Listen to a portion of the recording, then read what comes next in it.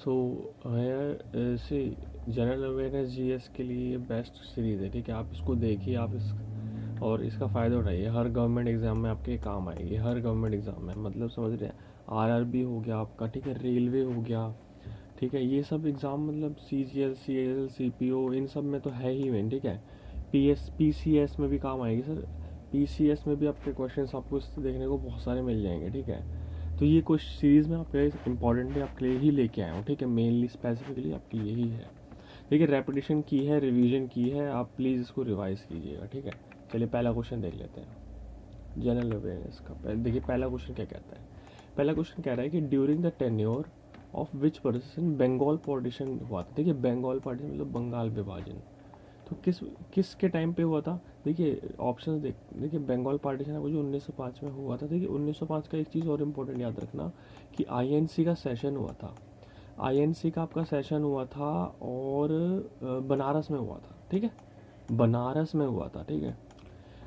देखिए Lord Cornwallis लिखा हुआ है। लॉर्ड कॉर्नवालिस के बारे में क्या इंपॉर्टेंट है कि देखिए इसने एक तो परमानेंट सेटलमेंट ऑफ बंगाल कराई थी, ठीक है, ये बहुत इंपॉर्टेंट है। और आपका लॉर्ड कॉर्नवालिस को फादर ऑफ सिविल सर्विसेज कहते हैं, यस, ठीक है, ये तो बढ़िया था, याद आ गया एकदम। अच्छा, फादर ऑफ सिविल सर्विसेज कहते हैं लॉर्ड कॉर्नवालिस को, लेकिन father of all India services किसे कहते हैं। Father of all India services किसे कहते हैं। सरदार वल्लभ भाई पटेल को, ठीक है, Sardar Vallabh Bhai Patel, Sardar Patel, iron man of India, ठीक है, बिस्मार्क ऑफ इंडिया। अच्छा, ऑल इंडिया सर्विसेज में ना आपका 3 सर्विसेज आती है। आईएएस इंडियन एडमिनिस्ट्रेटिव सर्विसेज, फिर आपकी आती है आईएफएस इंडियन फॉरेन सर्विसेज, और आईपीएस इंडियन पुलिस सर्विसेज, ठीक है। ये तीनों आप याद रखना, इंपॉर्टेंट है, बन जाता है क्वेश्चन इससे। देखिए लॉर्ड लैंडसोन लिखा हुआ है। देखिए लैंड से मुझे याद रहता है कि लॉर्ड लैंडसोन के टाइम पे ड्यूरेंट कमीशन बना था। जो ड्यूरेंट लाइन है ना आपकी, आज वो किसके बीच में है, वो पाकिस्तान और अफगानिस्तान के बीच में है, ठीक है। आज अफगानिस्तान और पाकिस्तान के बीच में है ड्यूरेंट लाइन, तो वो ड्यूरेंट कमीशन बना था उसके लिए, तो वो लैंडसोन के टाइम पे बना था। लेकिन उस टाइम पे तो इंडिया और अफगानिस्तान के लिए था, तो लेकिन बाद में जब सेपरेशन हो गया, तो पार्टीशन होने के बाद ये ड्यूरेंट लाइन हो गई अब आपकी पाकिस्तान और अफगानिस्तान की, ठीक है। ये आपका लैंडसोन का है, ठीक है। अच्छा, आपको लाइंस का पता होना चाहिए, जैसे चाइना के बीच में मैकमोहन लाइन है, इंडिया चाइना, ठीक है, और इंडिया पाकिस्तान के बीच में अब जो आपकी लाइन है वो रेड क्लिफ लाइन है, ठीक है, ये इंपॉर्टेंट पता होना चाहिए। और श्रीलंका के साथ तो पाक स्टेट बना हुआ है आपका, ठीक है। अच्छा, लॉर्ड कर्जन लिखा है। देखिए कर्ज लिखा है इसमें, कर्ज मतलब क्या होता है, मतलब श्राप, मतलब कुछ बुरा करना किसी का। तो कर्ज ने कुछ क्या किया था ऐसा, कर्ज ने बंगाल पार्टीशन ही करवाया था, ठीक है। तो आपका आंसर क्या हो गया, सी, सी आंसर हो जाएगा इसका, ठीक है, आपका आंसर हो जाएगा सी, लॉर्ड कर्जन। अच्छा, डफरिन, देखिए लॉर्ड डफरिन डफर था। क्यों डफर था, ये डफर इसलिए था क्योंकि इसने आईएनसी बनवा दी, मतलब इसके टेन्योर में आईएनसी बन गई थी, और ना ये रोकी इसने, ना ज़्यादा ध्यान दिया। 1885 को आईएनसी बन गई थी, ठीक है। एओ ह्यूम जो है वो उन्होंने फाउंड करी थी, वो आईएनसी के फाउंडर है एओ ह्यूम, ठीक है। और इसके जो फर्स्ट प्रेसिडेंट थे 1885 में, फर्स्ट प्रेसिडेंट वो वॉज डब्ल्यू.सी. बनर्जी, ठीक है। ये तो बढ़िया है, ये आपको पता होना चाहिए, ठीक है। इसका फर्स्ट सेशन तो एटलीस्ट पता होना चाहिए कि डब्ल्यू.सी. बनर्जी थे, और फर्स्ट सेशन आपका बॉम्बे में हुआ था, ये पता होना चाहिए, ठीक है। अच्छा, और क्या पता होना चाहिए कि आईएनसी के फर्स्ट मुस्लिम प्रेसिडेंट कौन थे। देखिए 1887 में हुआ था, उसमें आपके बदरुद्दीन तैयब जी थे,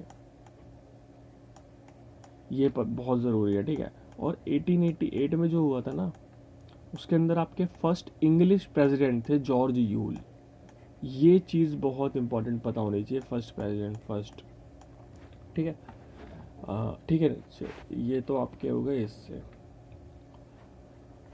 1905 में हुआ था, और 1906 में दादा भाई नौरोजी ने प्रेसिडेंसी करी थी आईएनसी की। कहाँ करी थी, कलकत्ता में करी थी। स्वराज वर्ड यूज़ किया था, स्वराज वर्ड यूज़ किया था, ठीक है।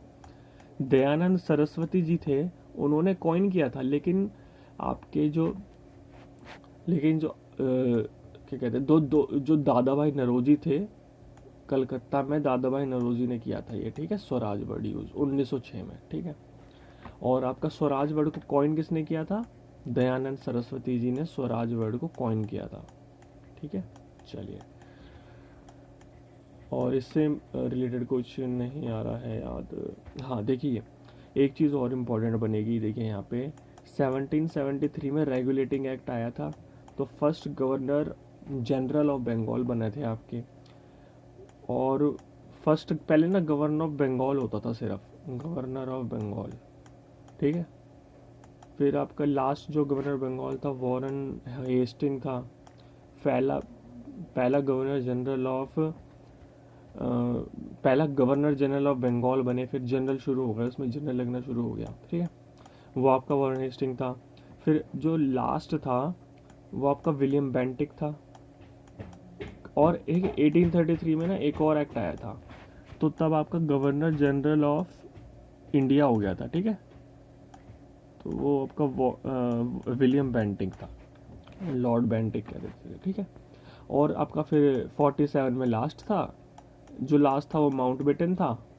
ठीक है, और सी राजागोपालाचारी हमारे उसके थे इंडिपेंडेंट इंडिया के फर्स्ट और last governor general of India. ठीक है, याद रखना इंपॉर्टेंट आ जाता है। अच्छा, सी राजागोपालाचारी का भी इन्होंने ना एक और इम्पोर्टेंट चीज़ करी थी, इन्होंने 1944 में CR फॉर्मूला दिया था। ठीक है, CR फॉर्मूला इंडिया वो हिंदू और मुस्लिम्स के लिए। ठीक है, चलिए अगला कर लेते हैं। सारे पॉइंट्स को नोट कर लेना। ठीक है, ये हर एक क्वेश्चन में मैंने आपको इतने सारे क्वेश्चन एक साथ बता दिए हैं। ठीक है, सारे इंपॉर्टेंट है, सारे आते हैं एग्जाम में। ठीक है, देखिए नेक्स्ट क्या कहता है। नेक्स्ट है, on which of the following rivers did the Dhuandhar false located. देखिए धुआंधार फॉल्स है कहाँ पे, जबलपुर, जबलपुर मध्य प्रदेश में। ठीक है, ठीक है जी। अच्छा, अगर जबलपुर मध्य प्रदेश में है तो ये कौन सी रिवर पे, देखिए वहाँ की साइड आपकी नर्मदा पड़ती है। ठीक है, तो आंसर क्या हो जाएगा इसका, हाँ जी नर्मदा हो जाएगा। ठीक है, इसका आंसर तो नर्मदा हो गया। अच्छा लिखा, और नर्मदा के बारे में थोड़ा सा देख लेते हैं कि देखिए नर्मदा पे सरदार सरोवर डैम है, ये पता होना चाहिए। नर्मदा ही जो है जो आपकी रिफ्ट वैली बनाती है। ठीक है, मध्य प्रदेश में ही। और रिफ्ट वैली जो बनाती है वो सतपुरा और विंध्यास और सतपुराज के बीच में बनाती है। अच्छा, विंध्यास की जो हाईएस्ट पीक है वो आपकी है गुडविल पीक। ठीक है, और सतपुरा की है आपकी धूपगढ़। ठीक है, ये इंपॉर्टेंट है, ये पता होना चाहिए था आपको। ठीक है, अच्छा अब आ जाते हैं, आपका सरदार सरोवर डैम इस पे हो गया। ठीक है, अच्छा गोदावरी पे आपका पोलावरम प्रोजेक्ट है, ये पता होना चाहिए आपको। ठीक है, इंपॉर्टेंट है, ये क्वेश्चन आता है। और गोदावरी को आप दक्षिण गंगा कहते हैं। ठीक है, वृद्ध गंगा कहते हैं। ठीक है, और लार्जेस्ट रिवर है पेनिनसुलर इंडिया की, लॉन्गेस्ट रिवर भी है पेनिनसुलर इंडिया की, इसीलिए इसको दक्षिण गंगा कहते हैं, क्योंकि गंगा तो इंडिया की है। लेकिन अगर आप पेनिनसुलर इंडिया में आओगे ना, तो यहाँ पे जो गोदावरी है वो आपकी जो है वो लार्जेस्ट रिवर है, तो इसलिए दक्षिण गंगा कह देते हैं। अच्छा देखिए, साबरमती, तापी, नर्मदा और माही, ये ऐसी 4 रिवर हैं जो क्या बनाती हैं, आपकी एस्चुरी बनाती हैं। क्या बनाती हैं, एस्चुरी बनाती हैं। कहाँ बनाती हैं, आपकी अरेबियन सी में। ठीक है, चलिए। अच्छा, अरेबियन सी में एक्चुअली गिरती रियल में गल्फ ऑफ कैम्बे या फिर गल्फ ऑफ खम्बत। ठीक, गुजरात और यहाँ पे बिल्कुल यहाँ पे है, ये ऐसे ऐसे अगर यहाँ गुजरात है तो यहाँ पे है। ठीक है, चलिए, ये गल्फ ऑफ खम्बत या कैम्बे है और यहीं पे गिरती है, एस्चुरी बनाती है।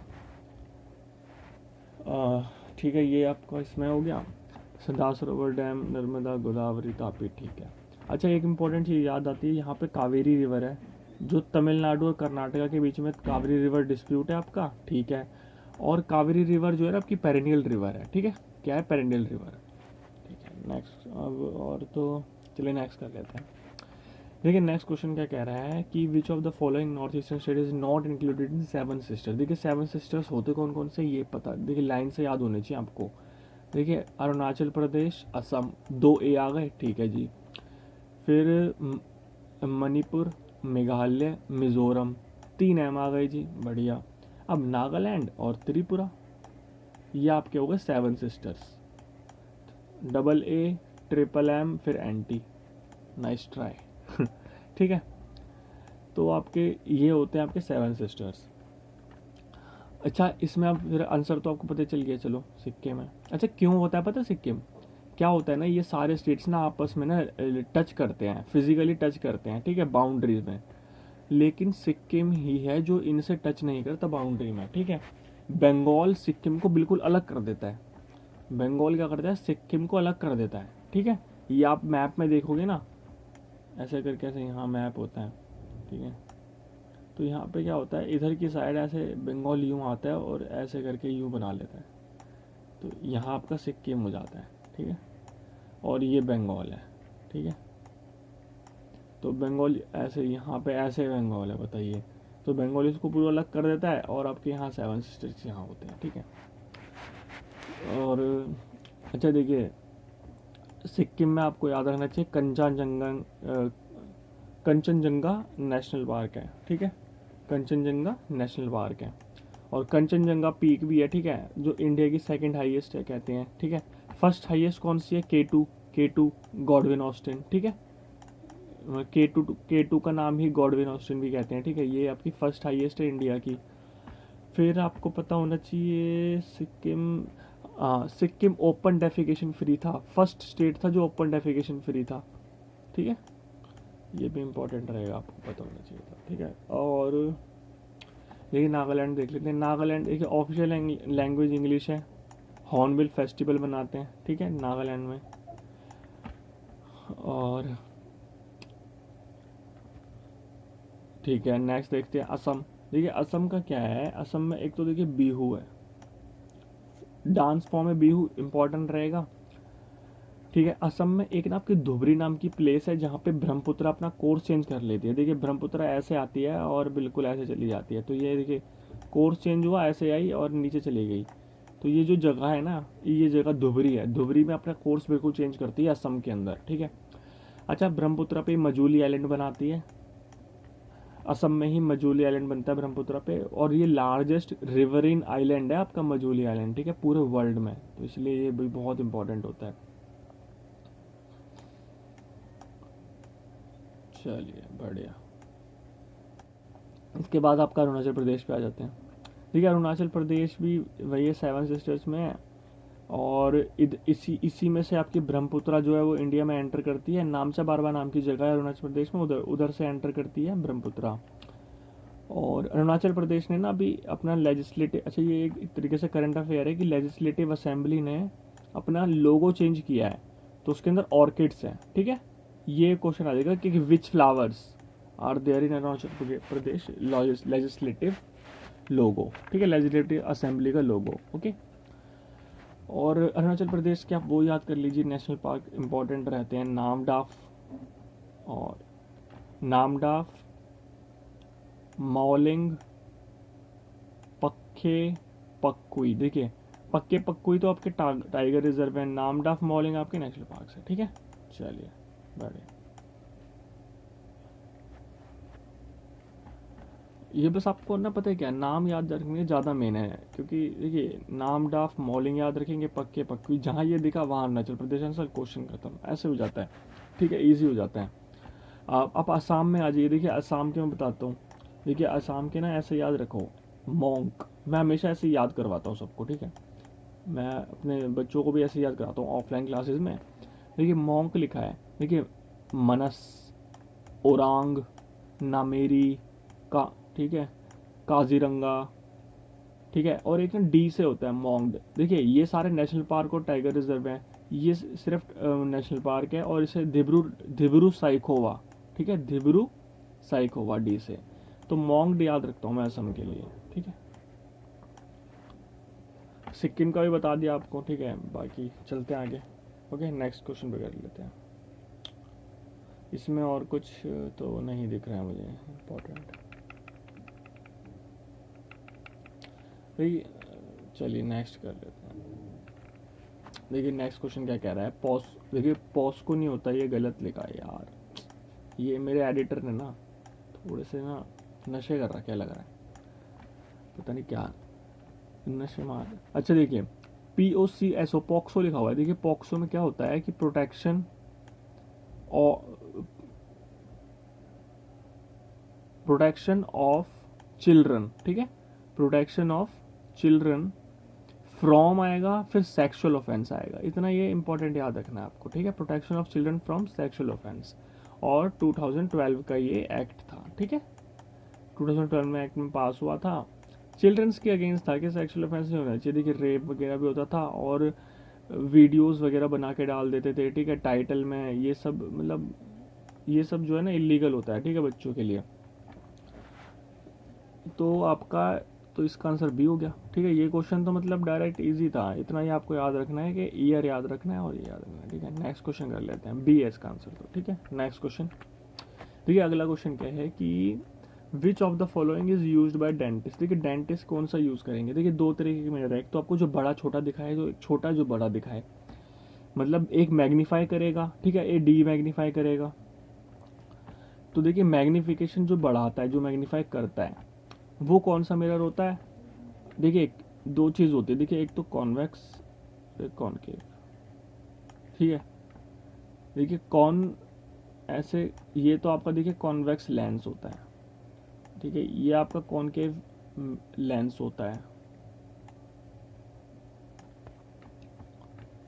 तो देखिए अगर आप ऐसे, अब ये कॉन्वेक्स लेंस है और ये कॉनकेव, वो कॉन्वेक्स मिरर हो जाएगा, ठीक है। यहाँ पे ये लाइट आएगी और ये चली जाएगी ऐसे, और आपका ये कॉनकेव हो जाएगा, ठीक है। बस इतना याद रखेंगे। अब आपको सिर्फ इतना ही याद रखना है कि देखिए जो कॉन्वेक्स, ये रहा कॉन्वेक्स मिरर, ये आपके कौन यूज करेगा, ये आपके यूज करेंगे जैसे कि हेडलाइट्स हो गया, मतलब वो तो लेंस यूज करते हैं, ठीक है। व्हीकल्स के जो साइड मिरर होता है, व्हीकल्स का जो साइड मिरर होता है वो कॉन्वेक्स मिरर होता है, लेकिन जो डॉक्टर्स यूज करेंगे, डेंटिस्ट यूज करेंगे, वो आपका सी आंसर होगा। बस इतना ही याद रखना है। देखिए इसी में ही कंफ्यूजन होती है, इसीलिए ही ये क्वेश्चन मैंने डाला था, ठीक है। मैं भी अभी थोड़ा सा हो गया था, लेकिन अब मुझे एकदम आइडिया लग गया, ठीक है। कॉनकेव मिरर, ठीक है, कॉनकेव मिरर जो होता है उसको आप डेंटिस्ट यूज करते हैं। क्यों यूज करते हैं, देखिए कॉनकेव मिरर ही है जो आपकी जो छोटी चीज होती है उनको मैग्नीफाई कर देता है, ठीक है। चलिए नेक्स्ट क्वेश्चन कर लें। मैग्नीफाई करने वाला कॉनकेव मिरर तो वो डेंटिस्ट यूज करते हैं, बस। देखिए मैग्नीफाई कर रहा है तो नाम भी बड़ा है ना कॉन्वेक्स से, तो इसलिए मैग्नीफाई कर रहा है, बस ऐसे याद रख लीजिए, ठीक है। ये सिंपल तरीका हो जाएगा, अच्छा तरीका भी याद रखने का। अच्छा लेंस जो है उसकी जो पावर होती है वो डायोप्टर में होती है, डायोप्टर यूनिट है, और पावर की जो फॉर्मूला होता है वो 1/4 फोकल लेंथ होता है, ठीक है, 1/4 फोकल लेंथ होता है, ठीक है। नेक्स्ट कर लेते हैं। देखिए नेक्स्ट क्वेश्चन क्या कह रहा है कि साइंटिफिक नेम्स। अच्छा इसके लिए ना मैंने वीडियो डाली चैनल पे, आप देखना उसको, ठीक है, मैंने वीडियो डालूंगा अभी 1-2 दिन में, तो यार है पूरी वीडियो। तो scientific names of banyan tree पूछा है इसमें। देखिए साइंटिफिक नेम बैनियन ट्री का, देखिए एक करके देख लेते हैं। देखिए फाइकस रिलिजियोसा लिखा हुआ है, ठीक है। मैं आपको ना इसलिए टाइम दे रहा हूँ कि आप थोड़ा सा खुद भी ट्राई करें क्वेश्चन को, ठीक है, इसलिए मैं पहले आंसर नहीं बता रहा हूँ।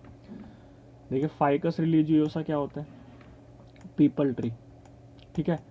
क्या होता है कि इंडिया में इंडियंस जो है वो पीपल ट्री की क्या करते हैं, पूजा करते हैं, दे प्रे, ठीक है, पीपल ट्री पे प्रे करते हैं। तो इसलिए रिलीजियोसा लिखा हुआ है, रिलीजन रिलीजियोसा पीपल ट्री, यहाँ से आपको याद हो जाना चाहिए फाइकस रिलीजियोसा पीपल ट्री, ठीक है। मैंने ऐसे ही ट्रिक्स बता रखी हैं आपको अपनी वीडियो में, ट्रिक्स मतलब ऐसे एक्सप्लेन कर रखी हैं, मैं वीडियो डालूंगा, आप उसको चेक जरूर करना, ठीक है, जरूर चेक करना। अच्छा ट्राइटिकम एस्टिवम लिखा हुआ है, ये वीट हो गया आपका, ठीक है। अच्छा वीट और ये राइस हो गया, ओराइजा सटाइवा। ये इंपॉर्टेंट इसलिए हैं क्योंकि अभी फार्मर्स के प्रोटेस्ट हो रहे थे, ठीक है, तो क्रॉप्स वगैरह के बहुत ज़्यादा चांसेस हैं कि पूछ ले, ठीक है, पूछ ले, और क्रॉप्स के ज़्यादा पूछेगा ऐसे। अच्छा अगला क्या कह रहा है, फाइकस, देखिए ये आपका आंसर है, ठीक है, डी आपका आंसर हो जाएगा, फाइकस बेंगलेंसिस, ठीक है, फाइकस बेंगलेंसिस बैनियन ट्री का साइंटिफिक नेम है। अच्छा 2-3 और बता देता हूँ। देखिए जैसे कैट होता है और आपका डॉग होता है, और अच्छा हाँ, एक आता है पैबो क्रिस्टेटस जो पीकॉक होता है, ठीक है। पीकॉक का क्या है, पैबो क्रिस्टेटस। अच्छा एक आपकी ना उसकी भी आती है गंगा की डॉल्फिन, तो उसको क्या कहते हैं, प्लेटेनिस्टा गैंजेटिका। डॉल्फिन का नाम ये भी इम्पोर्टेंट है, ये पूछा गया है पेपर में, इसलिए मुझे याद आ गया। कैट डॉग तो फिर भी इतने इम्पोर्टेंट, जैसे इसका होता है फेलाइन। देखिए जहाँ पे भी ये आएगा ना कैट, कैट का आपको याद रखना है फेलाइन, FELIN। तो फेलिना, फेलिनस कुछ भी ऐसे आ सकता है, तो वो कैट का होता है, ठीक है। डॉग का आता है कैनाइन के बारे में, ठीक है, ल्यूपस, कैनाइन, कैनाइन ल्यूपस, तो ये डॉग का होता है, ठीक है, ये इंपॉर्टेंट है। अच्छा पीकॉक का बता दिया, इसका बता दिया, एक और याद रख लो, पी, पी मतलब मटर, ठीक है। पी, पाइसम सटाइवम, ठीक है, पाइसम सटाइवम, ये पी होता है। तो ये इंपॉर्टेंट रहेंगे आपके, ठीक है। बाकी मैं अब सारे डालूंगा, ठीक है। अच्छा कुछ यहाँ मैंने लिख भी रखे हैं, देखिए ये रहा। डॉग का बताया था मैंने आपको, कैनिस ल्यूपस, ठीक है। ये फैलिस, जहाँ फैला ये फैली आएगा ना बस वो कैटस, वो कैट है आपकी, ठीक है। अच्छा रोज़ का रोज़ा, गंगा का बता दिया, ये बता दिया, डॉल्फिन का प्लेटनिस्टा। अच्छा टाइगर और लायन का याद रख लीजिएगा, पैंथरा, टिग्रेस तो टाइगर, लियो तो लायन, ये तो इम्पोर्टेंट मतलब इजी है, ठीक है। बनाना का मूसा, ठीक है। लोटस ये वाला, हाँ ये इंपॉर्टेंट है, निलम्बस न्यूसीफेरा, और नीम अजाडिरिक्टा इंडिका, ठीक है, इंपॉर्टेंट रहेंगे, याद रखना, ठीक है। देखिए नेक्स्ट क्वेश्चन क्या कह रहा है कि Ramakrishna mission was started by Swami Vivekananda ji, ठीक है। कौन से ईयर में हुआ था। देखिए स्वामी विवेकानंद के बारे में आपको पता होना चाहिए कि रियल नेम नरेंद्र नाथ दत्ता है, ठीक है। और इनका ना 12 जनवरी को वो होता है बर्थडे, ठीक है। तो 12 जनवरी को ही हम क्या करते हैं, नेशनल यूथ डे मनाते हैं, ठीक है, ये भी इंपॉर्टेंट रहेगा। अच्छा स्वामी विवेकानंद जी के बारे में ये 3 चीज़ें हो गई आपकी।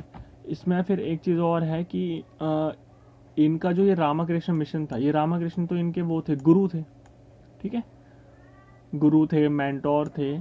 और रामाकृष्ण जो इनका रियल नेम था वो गदोदर चट्टोपाध्याय था, ठीक है, गदोदर चट्टोपाध्याय था।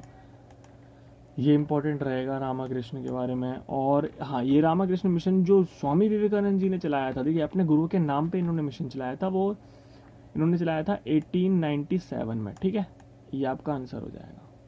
चलिए बढ़िया है।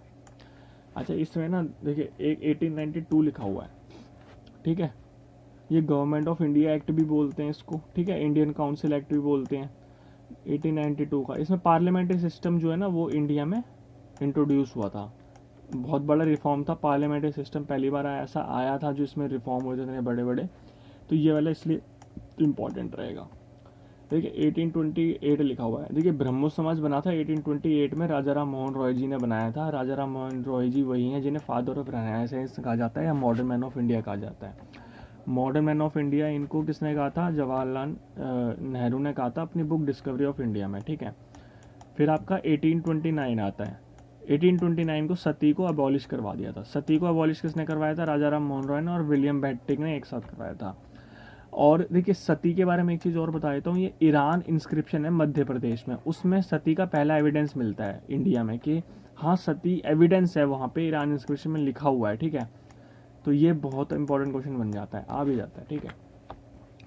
देखिए नेक्स्ट क्वेश्चन क्या कह रहा है आपका कि आरबीआई को नेशनलाइज कब किया था। देखिए आरबीआई को जो, देखिए पहली बात तो ये पता होना चाहिए कि 1 अप्रैल को ये आरबीआई बना था, ठीक है, 1935 में आरबीआई बना था आपका, बन गया जी, बना दिया, बढ़िया है। लेकिन जो नेशनलाइज हुआ वो आपका इंडिपेंडेंस के बाद हुआ, और 1 जनवरी 1949 को हुआ, ठीक है, 1 जनवरी 1949 को हुआ, तो ये आपका आंसर हो जाएगा।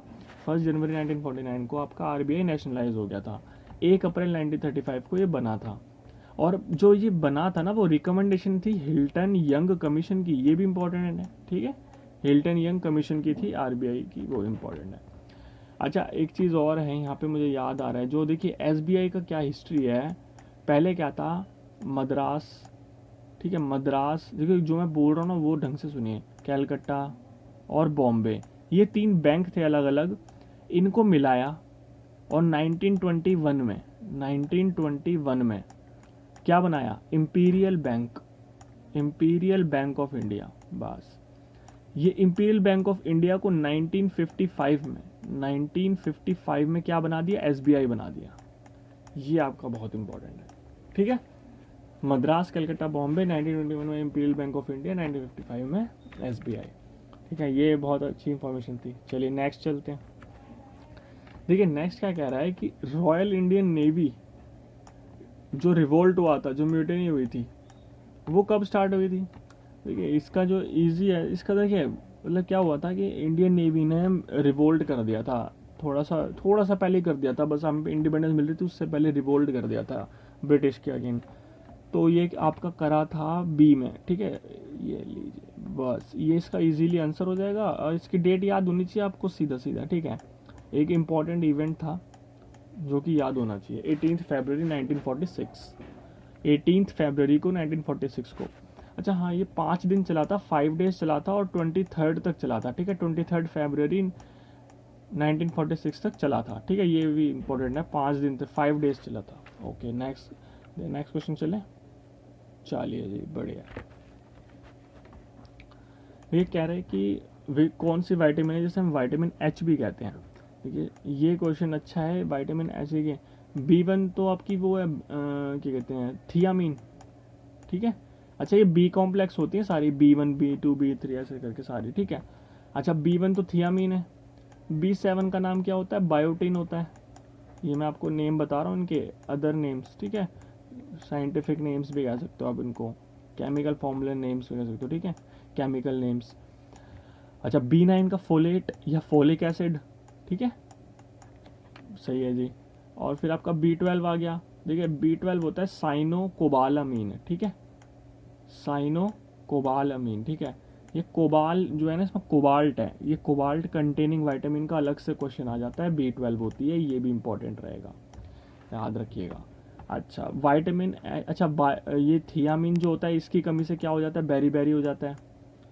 बायोटिन की कमी से आपकी हेयर और स्किन का प्रॉब्लम्स होती हैं, ठीक है, वाइटनिंग, हेयर वाइटनिंग वगैरह।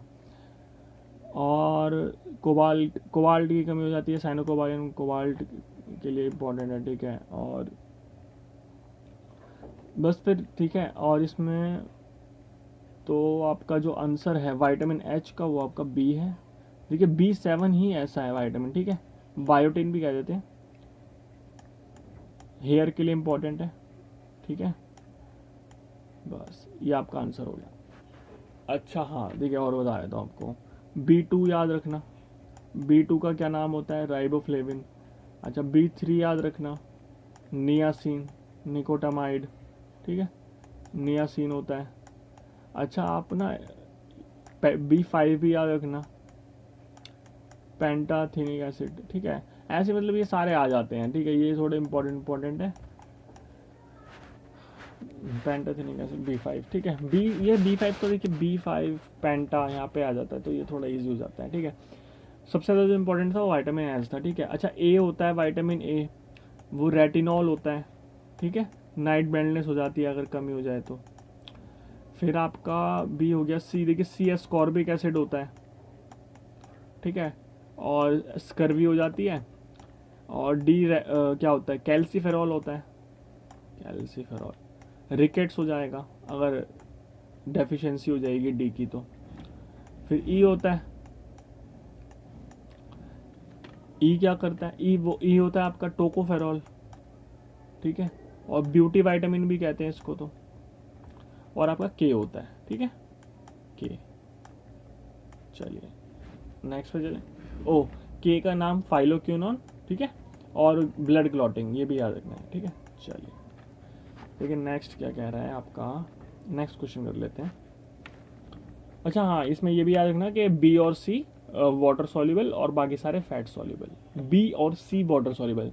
देखिए नींबू पानी पीते हैं, नींबू में क्या होता है, सी होता है विटामिन सी। लेमन में लेमनेड पीते हैं तो पानी में मिला के बनता है, तो लेमनेड बन गया पानी से, तो सी और बी ये याद रखना बस, बी और सी क्या हो गए, वाटर सॉल्युबल, और ए डी ई के फैट सॉल्युबल। चलिए बढ़िया है, नेक्स्ट कर लेते हैं। Who is known as the father of immunology. देखिए इम्यूनोलॉजी के फादर पूछ रहे हैं। देखिए फादर ऑफ इम्यूनोलॉजी उनको ही कहते हैं जिन्होंने आपकी स्मॉल पॉक्स की वैक्सीन बनाई थी और पीपल को, लोगों को, पब्लिक को क्या करा था, इम्यून कर दिया था। किसके लिए? स्मॉल पॉक्स के लिए। देखिए स्मॉल पॉक्स एक लाइफ थ्रेटनिंग, ठीक है, डेडली डिजीज थी। अब तो इरेडिकेट हो चुकी है, लेकिन थोड़े बहुत शायद कभी कभी केसेस मिल जाते हैं, ठीक है, वर्ल्ड में। तो स्मॉल पॉक्स की जो वैक्सीन ढूंढी थी वो किसने ढूंढी थी आपकी? वो ढूंढी थी आपकी एडवर्ड जेनर, ठीक है। और इन्होंने वैक्सीन ढूंढी थी इसकी, तो एडवर्ड जेनर को क्या कह देते हैं, क्या कहेंगे बताइए? फादर ऑफ इम्यूनोलॉजी, ठीक है। चलिए, अलेक्जेंडर फ्लेमिंग आपके एंटीबायोटिक ढूंढने वाले हैं, पेनिसिलिन ढूंढने वाले हैं, और फंगस से ढूंढी थी। और पेनिसिलियन नोटेटम नाम की फंगस थी, उससे ये बनाई थी पेनिसिलिन, ठीक है। चलिए, लिनेस को आप फादर ऑफ टैक्सोनॉमी कहते हैं। क्या कहते हैं? फादर ऑफ टैक्सोनॉमी, ठीक है जी।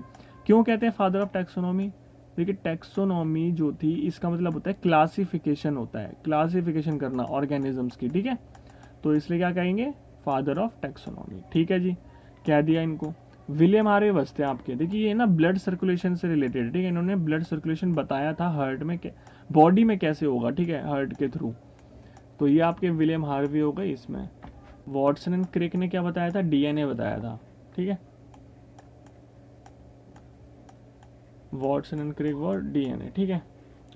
और ब्लड का सर्कुलेशन विलियम हार्वी था, और ब्लड ग्रुप बताने वाले लैंडस्टाइनर थे, ठीक है। चलिए, बढ़िया, ये इंपॉर्टेंट रहेंगे, ठीक है। नेक्स्ट पे चलें, चलिए नेक्स्ट पे चलते हैं। अच्छा देखिए, ये ना फॉल्स पे क्वेश्चन मैं वो बहुत अजीब लगा था, इसलिए मैंने ये डाला आपको दिखाने के लिए एक, कि देखिए CGL 18 में ये क्वेश्चन आया था कि थर्ड हाईएस्ट वाटरफॉल पूछा। देख रहे हो आप कहाँ से कहाँ पहुँचा रहे हैं। एक तो वाटरफॉल पूछते हैं, ऊपर से थर्ड हाईएस्ट पूछते हैं, वो भी इंडिया में। तो चलिए देखिए, पहला कुंचिकल, ये फर्स्ट हाईएस्ट होती है। कुंचिकल आपकी फर्स्ट हाईएस्ट है, जो कर्नाटका में है, ठीक है। फिर ये है बारापानी, ये सेकंड हाईएस्ट है, ये उड़ीसा में है। फिर है नौकालिकाई, जो है ना आपकी नौकालिकाई फॉल्स, यही है जो आपकी थर्ड हाईएस्ट है, और ये इस क्वेश्चन का आंसर है मेरे, ठीक है। इस वाले क्वेश्चन का आंसर नौकालिकाई है, ठीक है। और ये आपकी मेघालय में पड़ती है। कहाँ पड़ती है? मेघालय। मेघालय वही जगह है जहाँ गैरो खासी जैंतिया नाम की हिल्स हैं, ट्राइब्स भी हैं, गैरो खासी जैंतिया। और मेघालय को क्या कहते हैं? अबोर्ड ऑफ क्लाउड्स भी कहते हैं, ठीक है, अबोर्ड ऑफ क्लाउड्स भी कहते हैं मेघालय को, गैरो खासी जैंतिया भी है, ठीक है। ये इंपॉर्टेंट रहेगा यहाँ का आपका। उड़ीसा में उड़ीसी और छऊ डांस होता है, ठीक है, याद रखना, इंपॉर्टेंट रहेगा। कर्नाटका में यक्षगन डांस होता है, ठीक है, इंपॉर्टेंट रहेगा, याद रखना।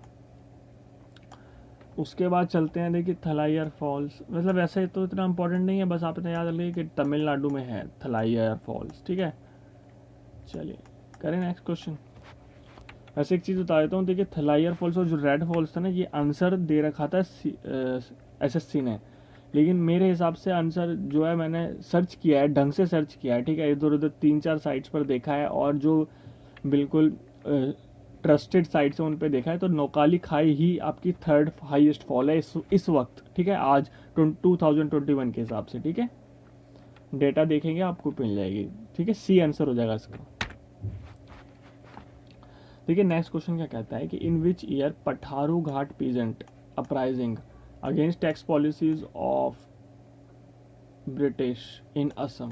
देखिए असम में ऐसे अपराइजिंग हुई थी, एक तरीके से रिवोल्ट बोल सकते हैं, मतलब वो खुश नहीं थे पीजेंट्स, तो ये पॉलिसीज ब्रिटिश की टैक्स पॉलिसीज थी उनके खिलाफ था। तो आपको सीधा इसका याद रखना है कि ये कौन से उसमें हुआ था, 1894 में हुआ था, ठीक है, बस 1894 में पठारू घाट। बहुत बढ़िया क्वेश्चन है ये, बहुत अच्छा क्वेश्चन है, ठीक है। पठारू घाट का पीजन अपराइजिंग हुई थी असम में, ठीक है। असम में क्या करते हैं, टी बोर्ड है, टी उगाते हैं हम, ठीक है, चाय उगाते हैं, ब्रिटिश भी ज़बरदस्ती चाय उगवाते थे असम में। और याद रखेंगे यूपी में क्या ज़्यादातर उगवाते थे, शुगर केन का काम चलता था, पंजाब में राइस का ज़्यादातर करते थे, वेस्ट बंगाल में आपका जूट, ये मतलब ब्रिटिशर्स ज़बरदस्ती मतलब पीजेंट से उगवाते थे इस जगहों पे, मतलब ज़्यादा। और आपको एक वो भी पता होना चाहिए, जो चंपारण जगह थी, ठीक है, वो उसमें क्या करते थे, उसमें आपका पता है आपको इंडिगो हमारे जो लैंड के लिए बहुत ख़राब होता है, अच्छा, इंडिगो का जो सत्याग्रह हुआ था वो कब हुआ था, आपको ये भी पता होना चाहिए। कब हुआ था? 1917 में, ठीक है, इंपॉर्टेंट है, याद रखना। 1917 में गांधी जी ने जो सत्याग्रह किया था। लेकिन जो 1918 में अहमदाबाद वाला हुआ था ना, उसमें आपकी हंगर स्ट्राइक पहली बार हुई थी इंडिया में गांधी जी के थ्रू, ठीक है। हंगर स्ट्राइक 1918 अहमदाबाद मिल स्ट्राइक में हुई थी, ठीक है। सॉरी। देखिए 1885 लिखा हुआ है, आईएनसी बनी थी लॉर्ड डफरिंग के टाइम पे। 1882 लिखा हुआ है, बताया था अभी, तो ये तो इंडियन काउंसिल एक्ट आया था, government of India act, parliamentary system वाला, ठीक है। चलिए नेक्स्ट पे चले। चलिए देखिए नेक्स्ट क्वेश्चन है आपका केमिकल नेम पर, जिप्सम का पूछ रहा है। देखिए इसमें ना सारे थोड़े इंपॉर्टेंट डाल ही दिए हैं, जैसे सोडियम कार्बोनेट आपका वॉशिंग सोडा, ठीक है, होता क्या है, Na, सोडियम Na2CO3, ठीक है। अच्छा, सोडियम बाइकार्बोनेट आपका बेकिंग सोडा। अच्छा, फॉर्मूला क्या होता है, NaHCO3। चलिए बढ़िया है। देखिए कैल्शियम सल्फेट हेमीहाइड्रेट लिखा हुआ है। देखिए हेमीहाइड्रेट होता है आपका हाफ H2O, जैसे कैल्शियम सल्फेट होता है CaSO4, CaSO4, ठीक है, डॉट हाफ वाटर मॉलिक्यूल। अच्छा, हाफ ये होता है आपका प्लास्टर ऑफ पेरिस, ठीक है, ये बहुत हार्ड हो जाता है, आप इसको यूज़ करते हैं घर वर में, बनवाते हैं वॉल्स वगैरह में। और आपका होता है, ये होता है आपका जिप्सम, ये आपका ना सीमेंट में डलता है ताकि सीमेंट थोड़ा जल्दी से वो ना हो, बहुत जल्दी से सूख कर एकदम टाइट ना हो जाए, ठीक है, जल्दी हार्डनेस जो है वो धीरे हो जाए, रिएक्शन स्लो हो जाए, तो जिप्सम यूज़ करते हैं। देखिए जिप्सम भी यही होता है, कैल्शियम सल्फेट, बस इसमें ना 2 वाटर मॉलिक्यूल होते हैं। कितने वाटर मॉलिक्यूल होते हैं? 2 होते हैं, ठीक है, CaSO4.2H2O, ठीक है, ये आपका जिप्सम होता है। इंपॉर्टेंट रहेगा, याद रखना, ठीक है। चलिए और इसमें क्या बताएं, ये तो सारे इंपॉर्टेंट पॉइंट बता दिए आपको, ठीक है। और केमिकल नेम अभी कुछ मतलब इतना याद नहीं आ रहा केमिकल नेम, ठीक है, ये अच्छा हाँ, एक चीज़ और कि ना आपके जो कोलोनोस्कोपी होती है ना, उसमें बेरियम सल्फेट यूज़ करते हैं। बेरियम क्या होता है ना, थोड़ा शाइनिंग ग्लोइंग सब्सटेंस है, तो ग्लो करता है, तो इजीली रहता है आपके कोलोनोस्कोपी में, ठीक है। बेरियम सल्फेट यूज़ करते हैं, ठीक है। चलिए नेक्स्ट क्वेश्चन देख लेते हैं। देखिए नेक्स्ट क्वेश्चन कह रहा है कि हम यूनाइटेड नेशन डे कब सेलिब्रेट करते हैं। देखिए ये आपको डायरेक्ट पता होना चाहिए, ये तो मतलब ऐसा है कि पता ही होना चाहिए सबको, ठीक है, ऐसा क्वेश्चन है। तो देखिए कर लेते हैं, यूनाइटेड नेशन डे कब मनाते हैं। देखिए यूनाइटेड नेशंस ना 24 अक्टूबर को ही तो फाउंड हुआ था, तो इसीलिए क्या बना दिया उस दिन, यूनाइटेड नेशन डे बना दिया, है ना इम्पोर्टेंट। ये आपको याद भी रखना है, ये पेपर में मैंने देखा ये काफ़ी बार पूछा गया क्वेश्चन है, मतलब कुछ ज़्यादा ही पूछा गया हुआ क्वेश्चन है ये।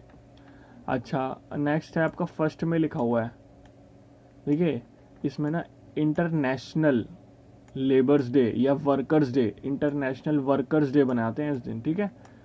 और इंटरनेशनल लेबर ऑर्गेनाइजेशन है इसके लिए, वर्कर्स के लिए। 1919 में 1919 में बनी थी, 1919 में बनी थी इंटरनेशनल लेबर ऑर्गेनाइजेशन, ठीक है, इंपॉर्टेंट रहेगी। अच्छा इस वक्त इसके जो हेड हैं आज करंट अफेयर्स के हिसाब से, ठीक है, जब ये वीडियो डाल रहा हूँ, तो गाय राइडर हैं, ठीक है, गाय राइडर हैं, ठीक है। बाद में आप अगर लेट थोड़ा वीडियो देखें तो उसको चेक कर लीजिएगा, ठीक है। अभी कौन है, गाय राइडर है इस वक्त। ये मैं आपको फरवरी 2021 का बता रहा हूँ। अच्छा अब देखते हैं, अच्छा 22 मार्च लिखा हुआ है। देखिए 22 मार्च होता है, 22 अप्रैल होता है। मार्च को आपका water day, world water day होता है, और क्या कहते हैं 22 अप्रैल को आपका होता है अर्थ डे, ये ठीक है, एक साथ याद रखेंगे तो ज़्यादा बेटर रहेगा, ठीक है। अगला है आपका 23 दिसंबर, ठीक है, 23 दिसंबर को आपका फार्मर्स डे होता है, इम्पॉर्टेंट रहेगा, याद रखेंगे, फार्मर्स डे, ठीक है, इम्पॉर्टेंट है फार्मर्स डे। और देखिए एनवायरनमेंट डे होता है 5 जून को। 5 जून को क्या होता है, एनवायरनमेंट डे। नाइन्थ जैन को क्या होता है ये पता होना चाहिए आपको, NRI डे। 12 जनवरी का मैंने बताया था नेशनल यूथ डे, 12 जनवरी का नेशनल यूथ डे। देखिए ये बहुत इंपॉर्टेंट जो है, आपको ये डेज पता होने चाहिए थोड़े थोड़े थोड़े थोड़े, ठीक है।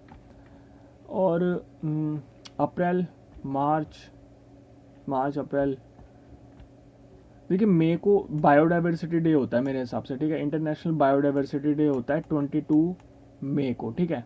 ये वाला आप चेक भी कर लीजिएगा एक बार, और मेरे हिसाब से तो यही होता है 22 मई को बायोडाइवर्सिटी डे होता है, ठीक है। ये याद रखिएगा, ठीक है। चलिए नेक्स्ट कर लें। अच्छा, यूनाइटेड नेशंस में जो आपकी वीटो पावर जो मिली हुई है UNSCR, UN में, UN सिक्योरिटी काउंसिल, अच्छा UNSC भी पता होना चाहिए आपको, United nation security council, policeman of the world होती है, ठीक है। अच्छा, 5 लोग जो परमानेंट मेंबर भी होते हैं और वीटो पावर भी है, वो आपको याद रखने चाहिए। देखिए फ्रांस, रशिया, ब्रिटेन जिसे UK भी कहते हैं, यूनाइटेड किंगडम, चाइना और ऑस्ट्रेलिया, ठीक है। नेक्स्ट क्वेश्चन कर लेते हैं। अच्छा, यूनाइटेड नेशन की लैंग्वेजेस भी पता होनी चाहिए, French, Russian, English, Chinese, Arabic और स्पेनिश, ठीक है। ये 6 लैंग्वेजेस होती हैं जो ऑफिशियल लैंग्वेजेस हैं यूनाइटेड नेशंस की, ठीक है। चलिए ओके, डन है क्या? डन है आपका फिर तो ये। चलिए नेक्स्ट क्वेश्चन देखते हैं। देखिए नेक्स्ट क्वेश्चन है और लास्ट क्वेश्चन है आज के लिए। हेडक्वार्टर बोलता है OECD के। अच्छा देखिए OECD के जो हेड, अच्छा वो UN का जो हेडक्वार्टर है वो आपको पता होना चाहिए, ठीक है। US में है, न्यूयॉर्क में, ठीक है। अच्छा यहाँ पे देख लेते हैं। देखिए OECD के हेडक्वार्टर कहाँ पे हैं। देखिए आप इसको थोड़ा ट्राई कीजिए, मैं बाकी बता देता हूँ आपको जब तक, ठीक है। देखिए जिनीवा लिखा हुआ है, मोस्ट इम्पॉर्टेंट रहेगा जिनीवा में, ठीक है। देखिए WTO world trade organisation, world health organisation और वर्ल्ड मीटेरोलॉजिकल ऑर्गेनाइजेशन और UNHCR, ठीक है, और रेड क्रॉस, ये भी याद आ गया। अच्छा है, देखिए इन सब के पांचों मतलब और भी होते हैं, लेकिन ये 5 जो मेन है इनके कहाँ पे आपके जिनीवा स्विट्जरलैंड में है। देखिए वर्ल्ड ट्रेड ऑर्गेनाइजेशन 1995 में बना था। अब आप बोलेंगे क्यों बना था। देखिए क्या हुआ था कि एक ना वो था, इससे पहले क्या था, GATT था, GATT, general agreement for tariff and trade. उस 1995 में वो चेंज होकर वो ऑर्गेनाइजेशन वर्ल्ड ट्रेड ऑर्गेनाइजेशन बन गई थी। याद है, इंपॉर्टेंट रखें, इंपॉर्टेंट भी है, याद रखना है इसको, ठीक है। नेक्स्ट कर लेते हैं। अच्छा WHO लिखा हुआ है। देखिए WHO के बारे में बता देता हूँ, इंपॉर्टेंट है ये, क्योंकि कि WHO आपका, हाँ, जिनेवा स्विट्जरलैंड में है वर्ल्ड। और इसके ना आप याद रखिए कि टेड्रोस, कौन, टेड्रोस पूरा नाम ना A से कुछ था, टेड्रोस एधोनॉम, ठीक है। ये इनके क्या है, हेड है, चीफ है WHO के। और WHO जो आपकी फाउंड हुई थी, वो आपकी हुई थी, कब बनी थी? 1948 में बनी थी, ठीक है, 1948 में बनी थी, यस। चलिए बढ़िया, बाकी के नहीं पूछा जाएगा, इतना इंपॉर्टेंट नहीं, जो इंपॉर्टेंट है बता दिया आपको। रोम इटली इंपॉर्टेंट है। देखिए क्यों इंपॉर्टेंट है, यहाँ पे ना फूड से रिलेटेड सब है। देखिए वर्ल्ड फूड प्रोग्राम जो कि किसका है, food and agricultural organisation, FAO, ठीक है। अच्छा ये दोनों कहाँ है, इटली में है, ठीक है। अच्छा वर्ल्ड फूड प्रोग्राम मैंने आपको इसलिए बताया क्योंकि इसको नोबेल प्राइज़ मिला है अभी 2020 में, Nobel prize world food programme, इसलिए, ठीक है। रोम इटली में है। अच्छा वाशिंगटन DC लिखा हुआ है। देखिए यहाँ पे ना आपको ये क्वेश्चन और बनेगा कि ब्रेटन वुड ट्विंस किसे कहते हैं।